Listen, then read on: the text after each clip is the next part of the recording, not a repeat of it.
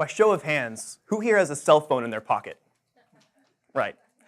So not every phone here has the same features and capabilities, but the one thing they do have in common is a battery.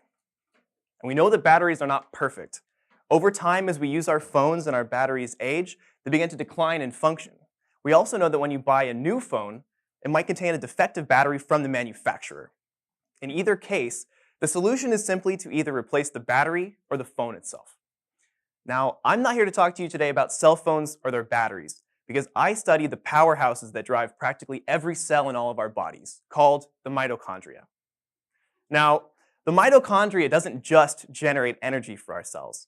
They're involved in coordinating practically every essential function our cells have to stay alive, which in turn keeps us alive. And just like cell phone batteries, as we age and use our mitochondria, they can accumulate damage, which can decrease their function. We can also inherit defective mitochondria from our parents. Now, the mitochondria are incredibly important, and on the left is a man named Meb, who is a world-class marathon runner and a proud Bruin.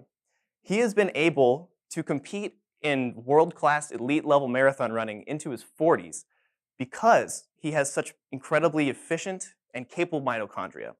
And on the right is a girl named Kylie, who was diagnosed with a mitochondrial disorder at the age of 3 weeks. Over her 16 years, she had to undergo more than 30 surgeries to help manage her condition. And like all other mitochondrial disease patients, there are no cures or treatments for her disorder. Imagine if Kylie was your daughter. If we could remove the defective mitochondria from her cells and replace them with healthy mitochondria, perhaps we could develop therapies to treat these patients who are suffering all around the world. My research focuses on developing new methods to remove defective mitochondria from patient cells and replace them with healthy mitochondria. One method I use to do this is called the photothermal nanoblade.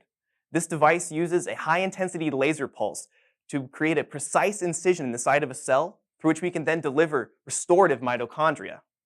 Using this technique, I have been able to take patient cells and replace their defective mitochondria and restore them to good health. Moreover, I have been able to show that if I deliver specific mitochondrial variants into patient cells, they become excellent platforms to engineer specific tissues, such as cartilage or bone, which can then be grafted back into patients. It is my vision to one day in the future use mitochondrial transfer therapy to make treating the diseases of the mitochondria as simple as swapping out our cells' batteries. Thank you.